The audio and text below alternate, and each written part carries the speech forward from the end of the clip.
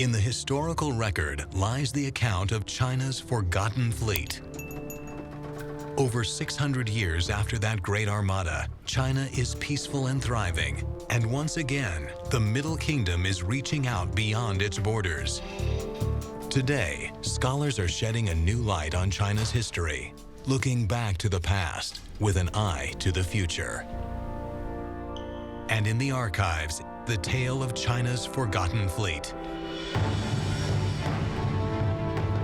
The story of the imperial fleet begins in 1402, outside the walls of Nanjing. Here, Zhu Di masses his troops for a final assault against the emperor, his nephew, Zhu Yunwen. And 21 feet wide, 36 feet high, the walls surrounding Nanjing seem impregnable. Yet they will play no part in the final battle, as secret negotiations allow the rebel army to enter the city without resistance.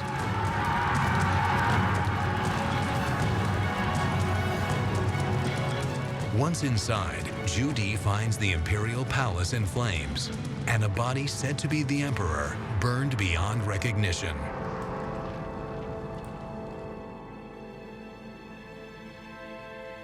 Zhu Di is now the undisputed ruler of China, the Middle Kingdom. He will take China far beyond its borders and create an empire of trade, commerce, and adventure.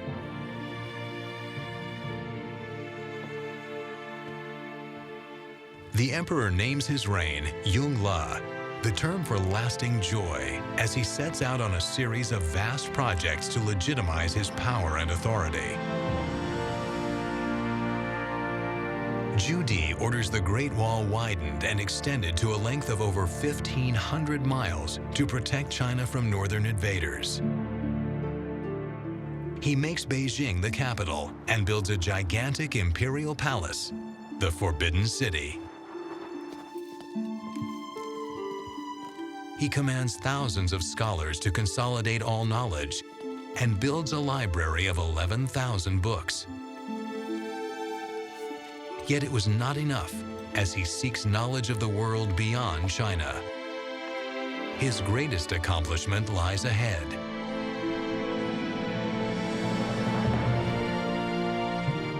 By orders of the emperor, the construction of a great fleet begins.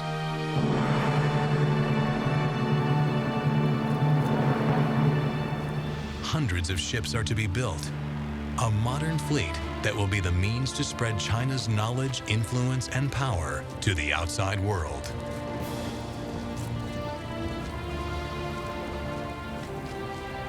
The commander of the fleet is Zheng He, longtime confidant and ally to the emperor.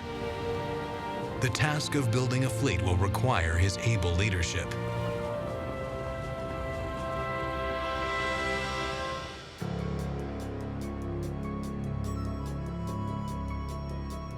On the outskirts of Lungjiang, a city near Nanjing, there are important clues to how the imperial fleet was built.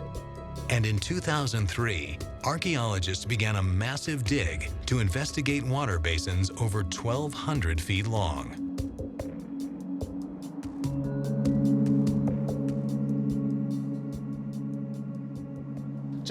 The work finished in July 2004. In less than 1 year, we first pumped out the water and then silt until the bottom of the channel was clear. After we cleared all the mud, we found 34 rectangular wood structures throughout the channels. They were the foundations of the working platforms where people once built ships. Evidence of dry docks has existed in China since 1070. Here, the dock installations are of enormous dimensions. Archaeologists believe that the shipyard was created for an ambitious project, the construction of the emperor's treasure fleet. Next to the Great Wall, the shipyard is the largest building site in the Middle Kingdom. Laborers arrive from every province of China, and over 20,000 specialists are employed to build the fleet. Zheng He has the help of China's best minds and the nation's scientific and technical know-how. In just 2 years, he has the fleet ready to sail. The ships built for the emperor are larger than normal. The new vessels combine the advantage of a traditional Chinese junk with the benefits of a ship fit for the high seas. The flat hull of a junk allows for navigation in shallow waters and space for a large load. And the ship's keel helps manage rough and stormy ocean waters. The base of the working platform tells us how the ships were constructed. Judging from the base of the wooden structure and the way they were ordered, we can draw the conclusion that the ships were built in the length of the channels. The ships were not, like some experts say, built in the width of the channels. By using the length of 1,300-foot channels, builders could build boats of enormous size. Historical records suggest giant ships nearly 400 feet long. Yet building such a vessel and keeping it stable and maneuverable must have been a huge challenge. Since wooden ships are not as robust as today's steel vessels, is the historical record accurate? Were giant seagoing junks stable enough to defy storms and high waves? A discovery over 30 years ago may provide the answer. In Fujian province, laborers pushed open the hull of a 13th century junk. It revealed that 200 years before the construction of the emperor's fleet, Chinese knowledge of shipbuilding was very advanced. The large wooden ship that was excavated in Quanzhou was made during the Song dynasty. Of course, one can argue that these small boats were made to sail on rivers. Yet the vessel found in Quanzhou was a sea ship. It was built using a technique of sealed compartments. The Quanzhou boat had an extremely flat layout. The angular bow and nearly 80-foot length was an indicator of a narrow ship. Its bulkheads balanced it out, despite its nearly 32-foot width.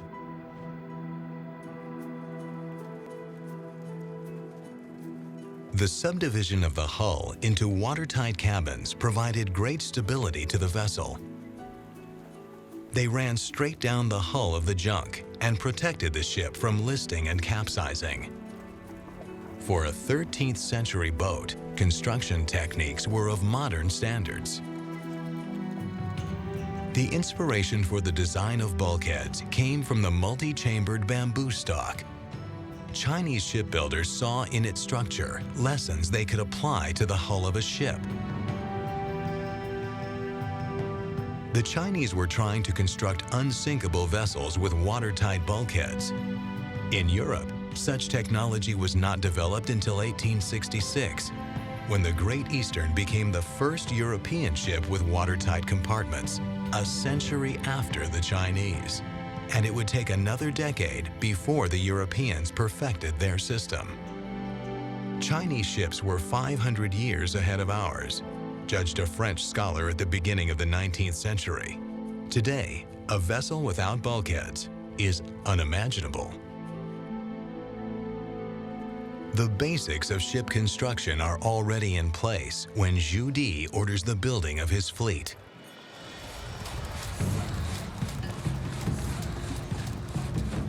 Lumber is brought in from all over the country, and sometimes entire forests are cleared for a single vessel. There is an ongoing demand for materials and men to work on the Emperor's treasure fleet. The treasure ships were said to be over 400 feet long, with 9 masts. In the dry docks of Lungjiang, archaeologists search for remainders of the fleet. They are trying to verify the size of the treasure ships. The excavation team finds 2 anchors almost 8 feet long. They are the first clues to the size of these giant ships. Next, they find 2 large rudders in the mud of the ancient dockyard.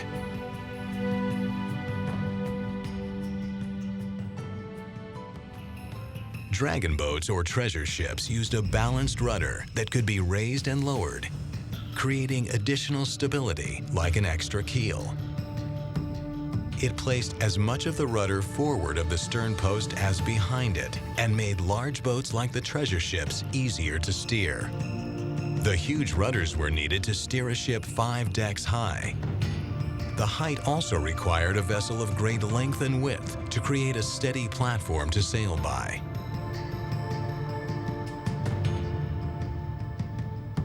Since maximum wind power was needed to sail ships of this size, it was built with 9 masts and outfitted with sails angled slightly to best take advantage of the wind.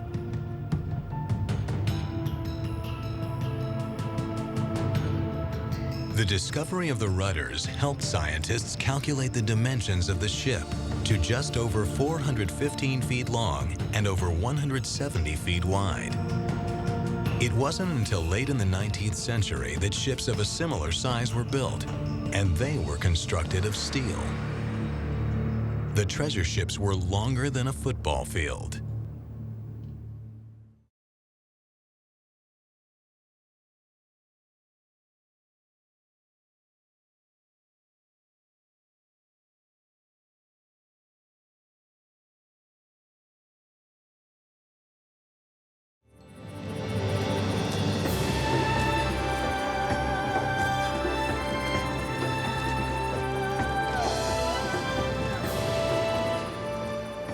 Building vessels for the imperial fleet takes an enormous effort by those working in the shipyards.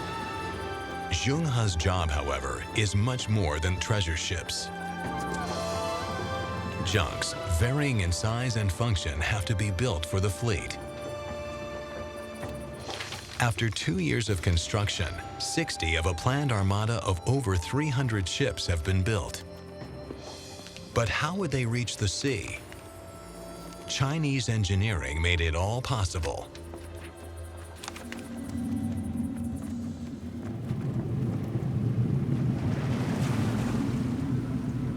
The floodgates of the shipyard were connected to the Yangtze River, so launching a vessel was simply a matter of flooding the basin and sailing the ship out. With their flat hulls, even the treasure ships could sail down the river to the sea without touching bottom. With the building completed and ships launched, Zheng He's mission to bring China to the outside world begins. Under his command, the fleet travels with interpreters and court officials for diplomatic missions. Astronomers, navigators, doctors, and others also board the vessels. It's a city under sail. At the port of Taiping, the emperor's fleet gathers before exploring the world beyond China's borders.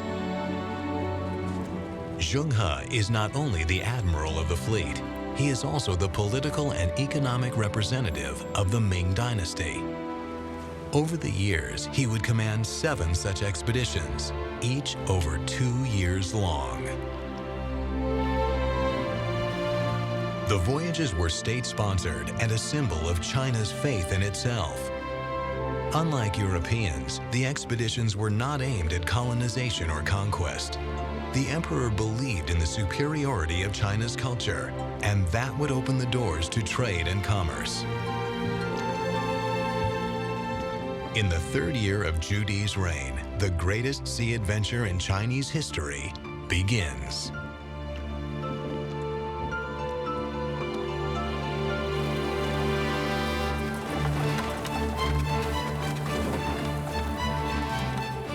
In 1405, it is anchors aweigh, as ropes made from bamboo fibers, strengthened in boiling water, help raise quarter-ton anchors.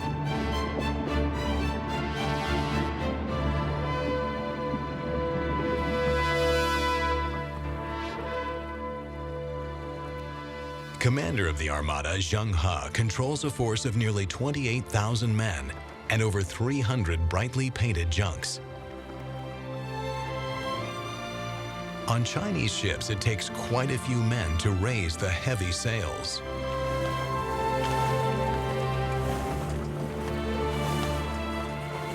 Once up, the sails are then turned by the crew to maximize use of the wind.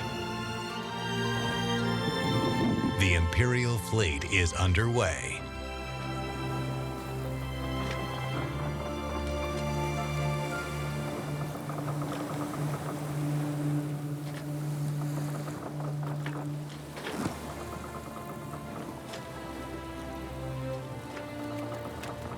The treasure ships are huge and cumbersome. These vessels have a water displacement of 3,000 tons and are 10 times heavier than the ships used by Portuguese explorer Vasco da Gama, and 4 times as large as Columbus's vessels that discovered America many years later.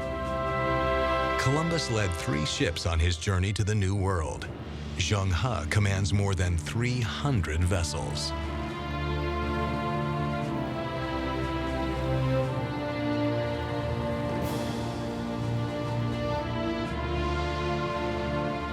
Before departing on its great journey, the geographic knowledge of traders and merchants from all over the world was compiled and gathered.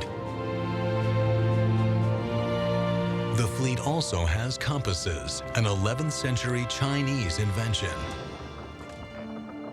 The navigators and pilots have a wealth of knowledge to draw upon as they set sail. Chinese maps were different. In contrast to the geographically correct and standardized cartography of today, their maps displayed the world as a presentation of streets and waterways with recognizable landmarks. They were easy to interpret, and the landmarks detailed on the maps guided navigators along China's coast.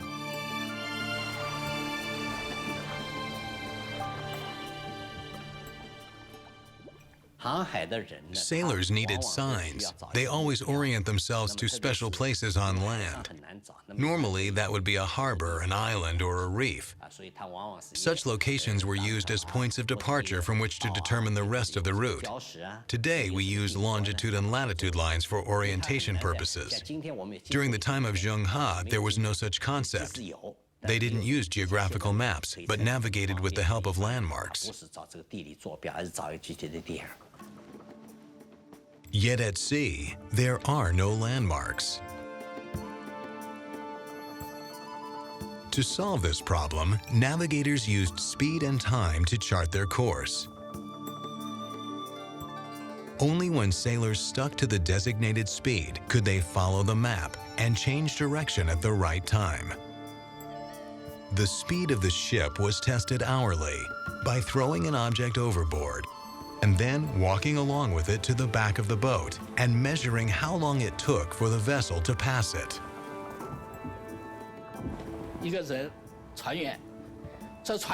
Suppose the block does not move, but the ship does. The sailor has to walk back to the rear of the boat within a set period of time.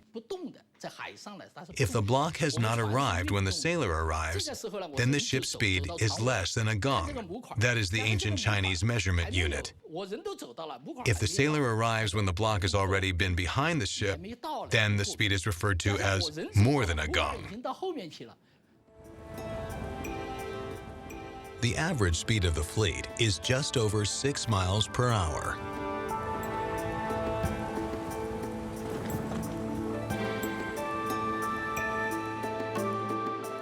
The destination of the Imperial Fleet is Southeast Asia. Its purpose, securing the Malacca Straits, the gateway to the Indian Ocean and to the west.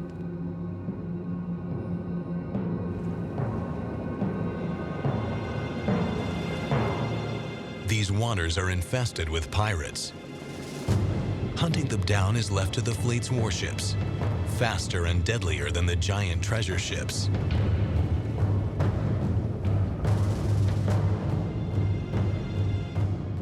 In Malacca, 5-masted junks are employed in the fight against Chen Zuyi, one of the most powerful pirate leaders. The Emperor's warships are heavily armed with cannon and an array of fire weapons to frighten and destroy the enemy. In the Straits of Malacca, Zheng He strikes forcefully against their fleet. The pirates lose 5,000 men, 10 ships, and surrender another 7 vessels. Chen Zuyi escapes, but is later captured. Court records note his final sentence. In the 4th year of the emperor, Chen Zuyi was brought to Nanjing and was publicly beheaded. The defeat of the pirates gave China a base of operations for their fleet and a friend in the Malaccan ruler. the supply lines are now secure for future voyages west. For the Imperial fleet, the oceans west of Malacca are uncharted waters. It is said that he who controls the Straits of Malacca controls the trade routes of the Indian Ocean. For Zheng He, there were destinations beyond India. The Middle Kingdom is reaching out beyond its borders.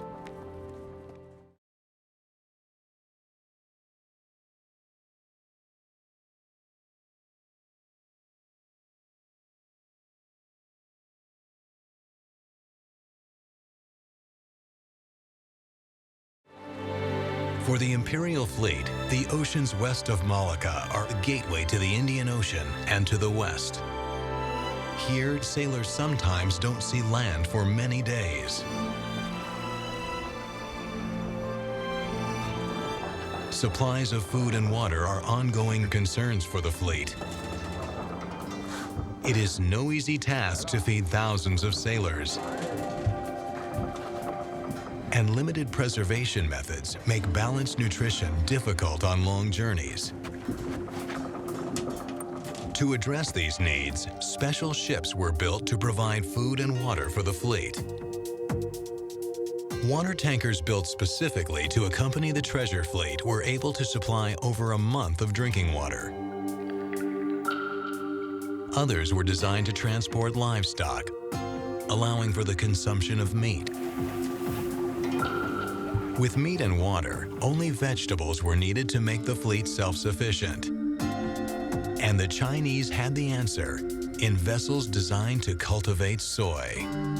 The small sprouts produced big returns, but took up relatively little space. Soy was special for other reasons as well. Analysts at Chinese agricultural universities have measured the nutritional value of soy.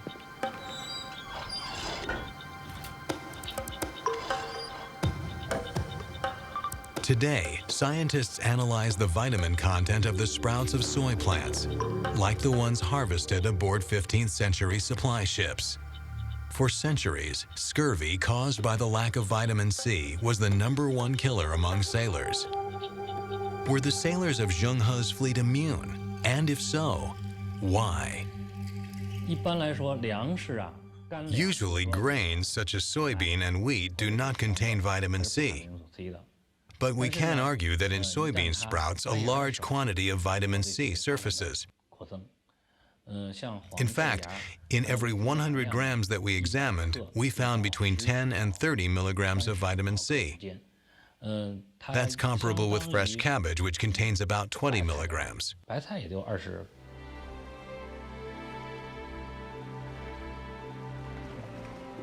Thanks to soy plants, the Chinese had already solved the problem of scurvy by the 15th century. When Vasco da Gama made his first journey in 1497, 100 men died from a lack of vitamin C. In Europe, the illness wasn't controlled till the end of the 18th century.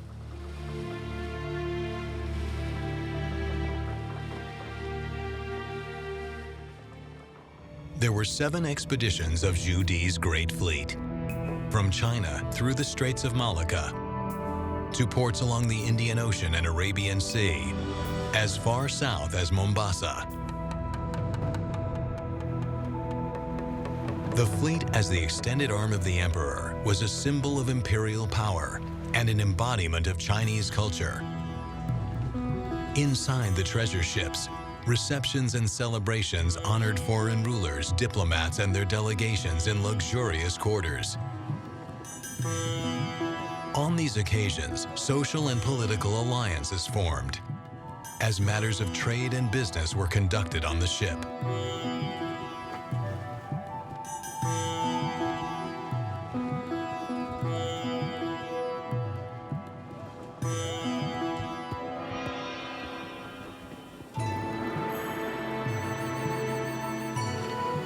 The southern coast of India was the center of much commerce. The port city of Calcutta was an important transfer point for goods from around the world. It was a connecting link between Asia and Europe and was the most important trading city of the region. A place where merchants from everywhere gathered to buy and sell. Here, Chinese goods from the treasure ships were marketed.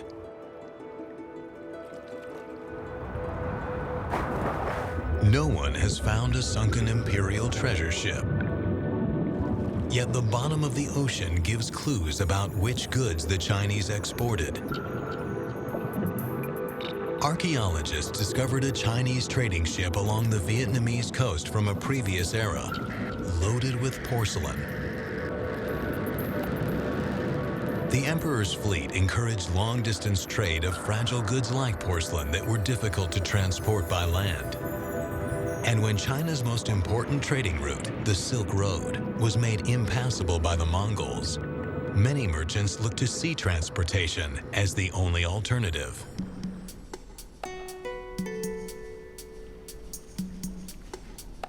Porcelain was the white gold of China, highly valued and probably its most desired export. Chinese artisans of the Ming Dynasty were especially skilled and developed new ceramic techniques to make exquisite pieces of unparalleled beauty. The demand for ships to carry these luxury items was enormous. The production in the imperial workshops was increased by 50-fold with the journey of the fleet. Soon, the workshops produced solely for export.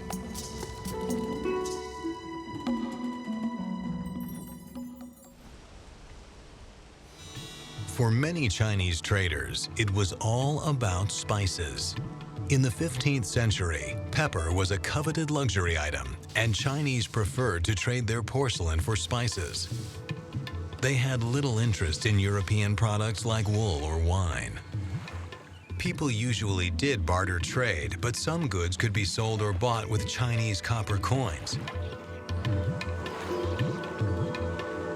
The Spice Coast of India had been a destination for Chinese traders for generations, and their influence surfaced in the large shovel fishing nets brought to India by China in the 15th century. A transfer of knowledge still seen today on the southern coasts of India and China.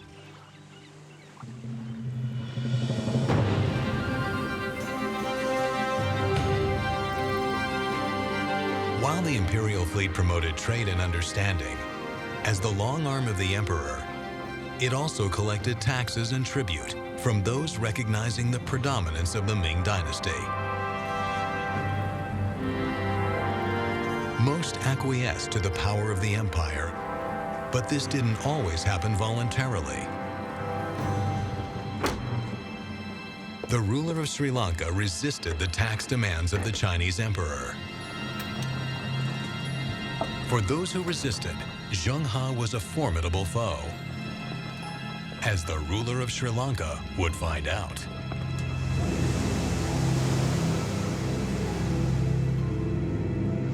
And while Zheng He proved himself to be a messenger with a peaceful mission, he was prepared to defend China's interest with military force. Zheng He defeated Sri Lanka's forces in the only significant battle outside of China conducted by the imperial army. The rebellious king was replaced by a rival who agreed to pay tribute to China. Sri Lanka paid the price for resisting the emperor and his fleet.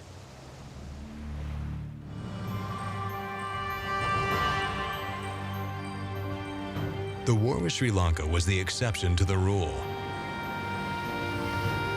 Usually, saber rattling by the fleet got the job done, as the armada of hundreds of ships could be quite intimidating. For the admiral of the fleet, organization and communication were key to victory. Communications at sea were made possible by an elaborate system of sound and sight signals. All ships were equipped with drums, flags, bells, and signal lanterns. Bad communications in battle or a storm could become a matter of life and death.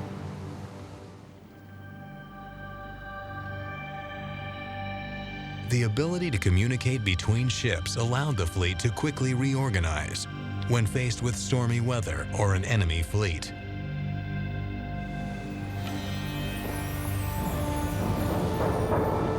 The Western Indian Ocean is famous for sudden storms.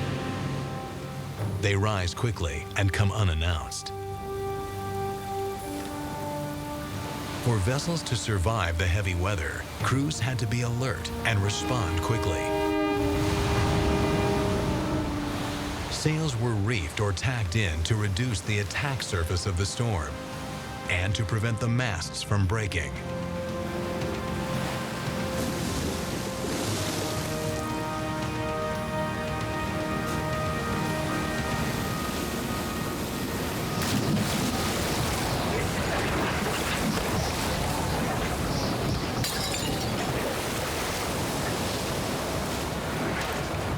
Yet in a typhoon, choices are limited. One option in a heavy storm is to lower anchors halfway to give the ship more stability. However, it's a risky and dangerous mission for crew members to undertake. For sailors, this could be a life or death mission.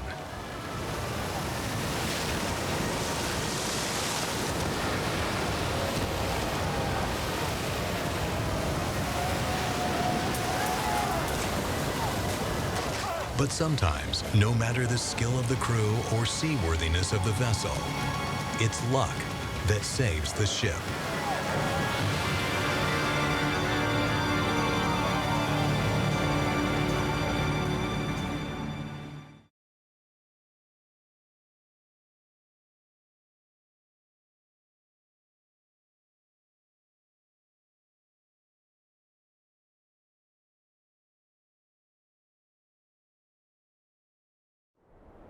For Zheng He, there were destinations beyond India.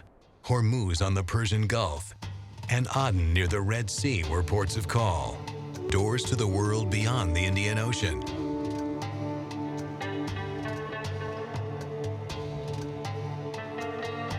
For the emperor, these visits were more about exploration and trade than collecting tribute.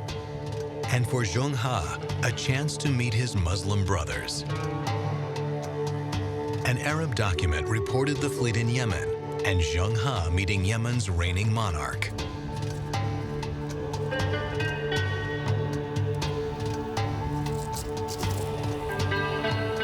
Commerce was the language used between Chinese and Arab cultures. Today in Oman, incense plants are still cultivated. In Zheng's era, a cow had to be sacrificed before drying the plant's resin. In China, there was a demand for incense to be used in temples and for medicinal purposes. The resin was thought to have healing powers. Even today, traditional Chinese medicine is unthinkable without inflammation-stopping incense. The trade allowed Arab healing methods to be combined with traditional Chinese medicine.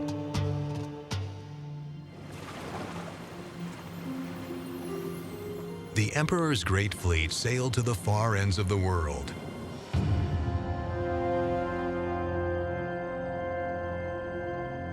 On 3 occasions, the fleet visited Africa in what today is Somalia, Tanzania, and Kenya. Mombasa was the most southern point.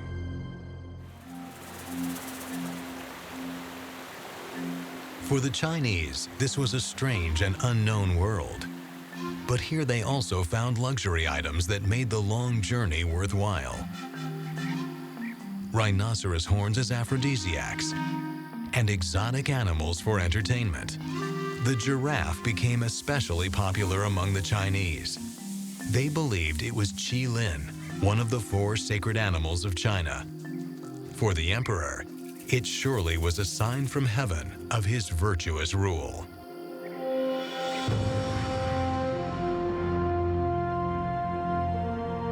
The imperial fleet sailed to the far ends of the world, and without missionary passion or military force, the mandate of heaven was extended far beyond China's own borders.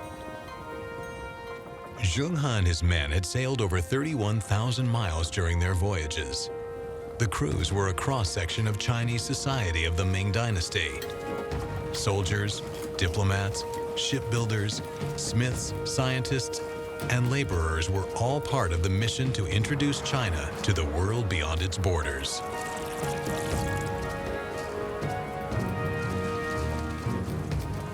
China became the dominant power in South Asia. It collected taxes, but did not colonize other nations.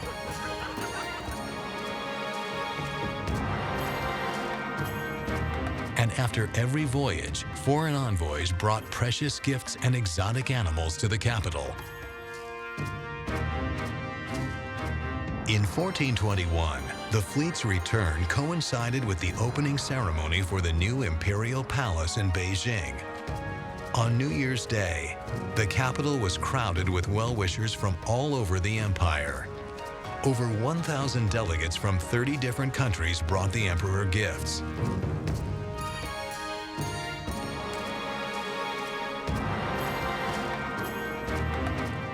It was a mixing bowl of peoples and cultures, Asians, Persians, Arabs, and Africans. The emperor's fleet had brought the outside world to the Forbidden City, the center of civilization.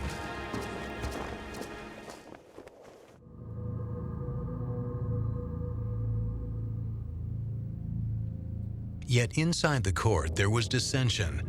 Not all supported the emperor, and he faced increasing criticism at this time.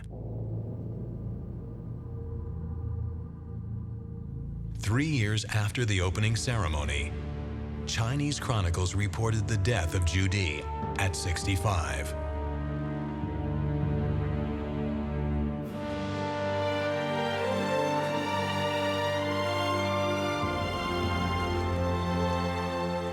He lay in state in the Forbidden City for 100 days as the empire mourned.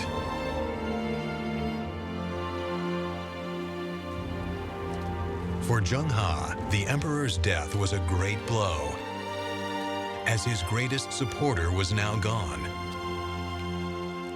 Already there were bitter power struggles over succession and growing criticism of the treasure fleet and its cost.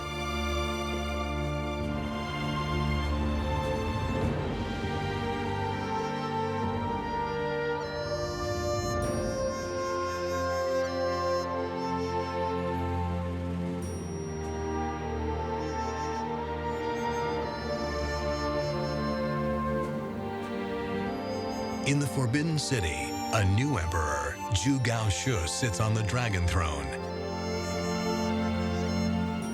He brings change, and for the fleet, it's not for the best. On the day of his ascension to the throne, Zhu Gaoshu announces the suspension of the fleet program.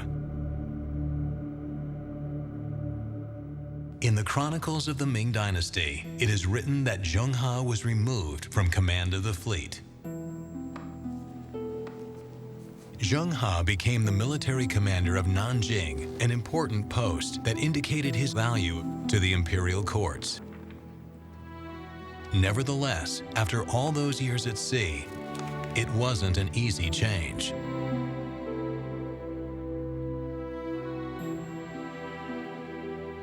Zheng He had hoped for one more expedition, one more trip halfway around the world.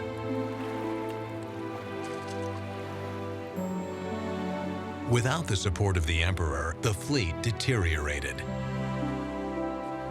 An imperial decree forbade the repair of damaged vessels, and no new ships were constructed. Conservative court officials had won the day. They believed the fleet's costs outweighed its benefits. There was no money or support. Only half of the ships were still operable. Zheng He feared that state historians would conceal the exploits and accomplishments of the Great Fleet, and that it might never sail again.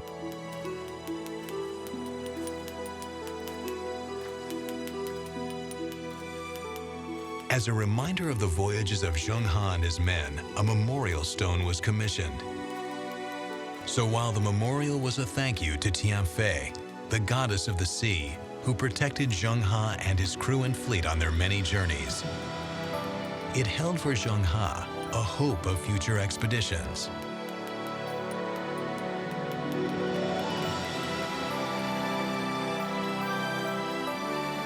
It reads, "We traveled all the way to Java, Malaysia, Vietnam, Sri Lanka, and the southern tip of India. From there on, we sailed to Hormuz, Aden, and even Mogadishu. We've traveled to more than 30 kingdoms, big and small."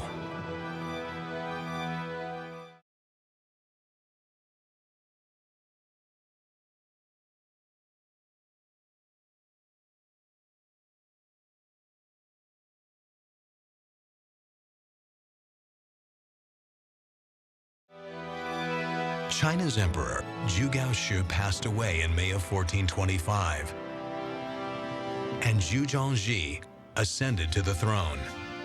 There was now a glimmer of hope for the fleet. The new emperor struggled with court politics, but eventually lifted the ban against the fleet and moved to resurrect the reputation of the Ming dynasty.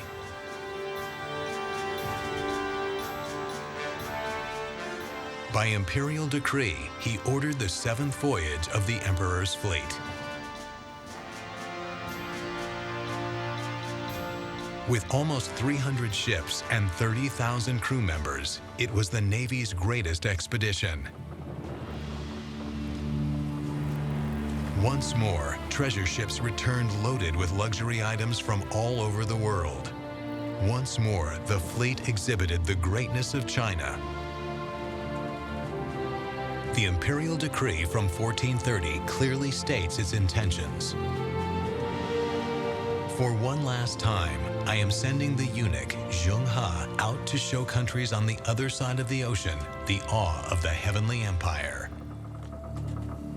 It was a massive challenge. Zheng He would have to rebuild diplomatic relations and trade contacts for the mission. In all of China, he was the only one with the experience to carry out this quest.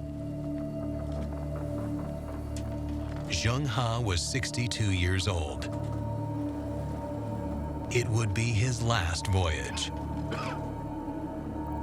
In 1433, it was reported that Zheng He passed away on the coast of India. With his death, a great era of Chinese seafaring ended. The contacts in faraway countries were broken, and China began to close its doors to the world. At the height of its power, the Great Ming Navy consisted of nearly 3,500 vessels, 2,700 of those warships. By 1500, it was a capital offense to build boats with more than 2 masts. And 25 years later, orders were given to destroy all ocean-going ships.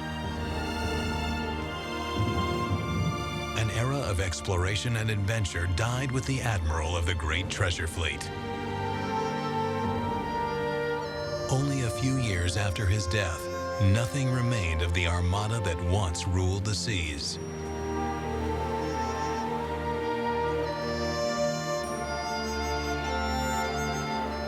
For those who sailed with Zheng He, there would only be memories of distant lands and foreign peoples. For a brief period, China had ruled the seas with the greatest armada the world had ever seen.